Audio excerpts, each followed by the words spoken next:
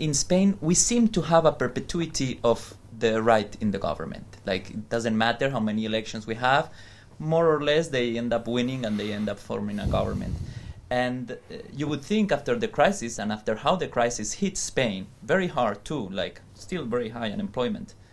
I wanted your opinion on why is the right still governing in Spain and why a sister party of Syriza has not been able to actually appeal to a wider majority. I'm referring to Podemos. The answer to the question as to why Podemos has reached the ceiling is twofold. One is Europe and the other is Greece. The very close brotherly or sisterly link between Podemos and Syriza, after the crashing of Syriza in 2015, was a natural downer for Podemos. But Europe is also a problem. I think it's a bigger problem, to put it very bluntly.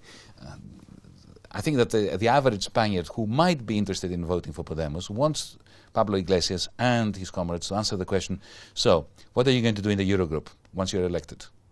And I don't think that Podemos have even paid sufficient attention to think about this question, which is exactly the opposite of what we at DiEM25 are doing, which is constantly this question, what should happen at the European level, in the interest not of just of the Spaniards, the Greeks, or the Germans, but Europeans. Going to the question about the right. This is very similar to Greece, as you said. Traditional social democracy saw itself as the arbiter between industrial capital and labor.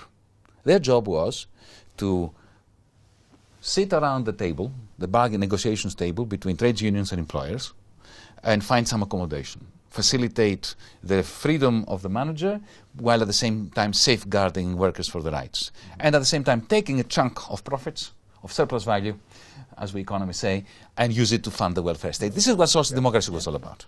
But with financialization from the beginning of the 1980s, the role of industrial capital has shrunk, and the role of financial capital has increased. And it was happening at the time of deregulation.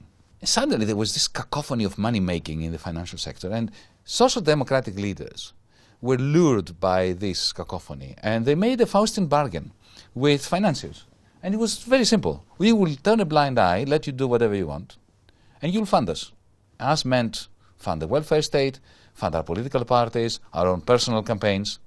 So when the financial pyramids that were built as a result of this crashed in 2008, 2009, those social democrats no longer had either the analytical capacity or the moral backbone to pick up the phone and say to the bankers, you know, you're finished. We're going to save your bank, but we're not going to save you. And instead, they started rolling backwards all protections to the working class and carrying out austerity on behalf of this cynical transfer from the books of the banks to the books of the transfer. Okay? And therefore, they lost all legitimacy. And the right was left without